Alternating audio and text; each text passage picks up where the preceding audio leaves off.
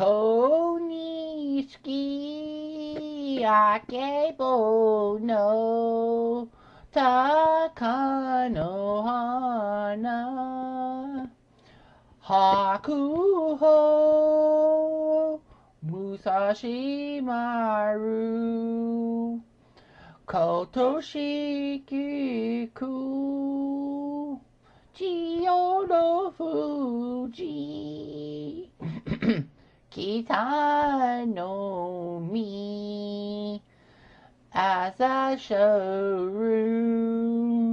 Kaio Sumo Wrestlers all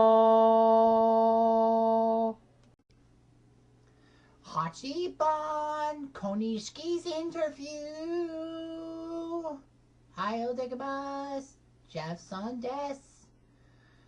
And now, a very special interview with Konishiki.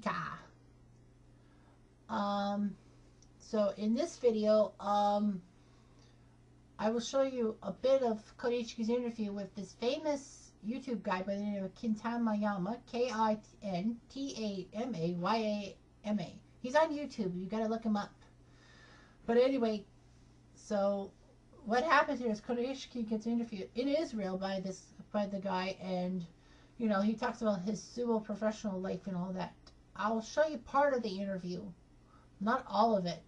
I do not want to get a lot of trouble with copyright issues. I guess I can cut my videos down pat if I just say that Jason and Kita. There's another sumo channel by the name of Jason. It's Jason's All Sumo channel. So he has great good sumo belts and all that. He actually does like, I believe he does like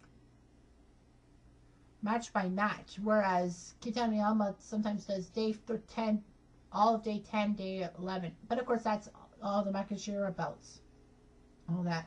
So yeah, you should give him a watch on YouTube, and that'll be it for now because I'll take you to the Konishiki interview. So, and then I guess the other match, the third one is my Hatsuyusho. It was you know, because it kind of motivated my parents. Got in a real bad car accident. Really? In Japan? No, in Hawaii. Oh, they were in Hawaii. And I found out through a friend, and then my school friend, her mother called me and told me about it because my parents never knew my phone number.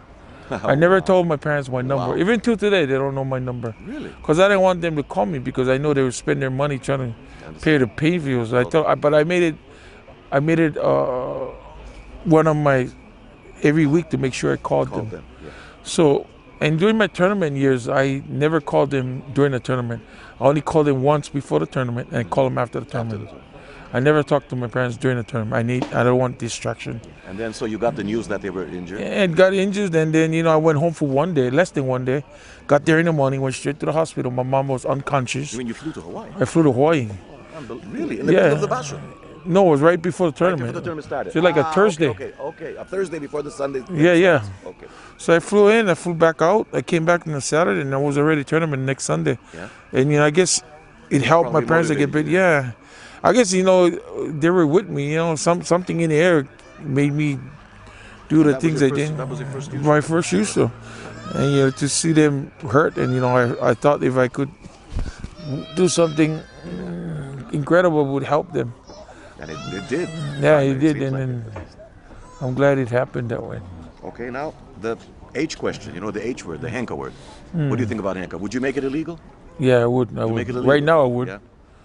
Those days, there's a difference, yeah? And the those days, the henka wasn't always at the beginning. We didn't really do. There was one guy who was very famous for his henka, and he was from Kasugano Bay. Yeah. Matsurayama, yeah. the tall. I don't remember him, but you know the kid in Makunuchi now that has a heart problem? Oh, yeah, sure, Masunoyama. Masuda, he's Oyakata. Ah, okay. Genki Jidai, he was very famous for Hataki Komi. Okay. But even his Hataki Komi, henka, was not at the beginning. He was really good at it. I don't know how, but he's a tall man, so he was really good at it. So you're saying today's henka is...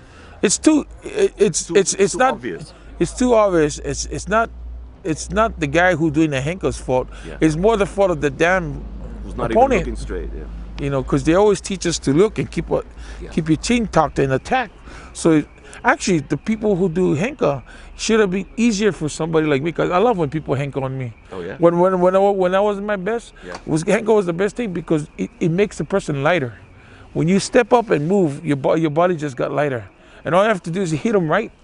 The space between the henka area is just this much, so you're giving, it's a high risk move. In fact, that's why I cannot stand these damn opponents who just fall down. You know, I just want to step on their heads. But the only reason why I'll make it illegal right now is because they make them fight more. And what do you think about Osuna Arashi, the Egyptian guy's kachiage? Is it different from your time, or at your time people used it a lot? Oh, we used it a lot. I think they used it much more then, right? Yeah, much more then. And it's too obvious because it's just there's no actually follow-up technique to it. I see. And if it doesn't work, then he's finished. Yeah. Okay. So the thing is, actually, he's giving himself away. The technique he does, our kachiage is when you step in too, but his kachiage is like, he brings his body up, he takes his body away.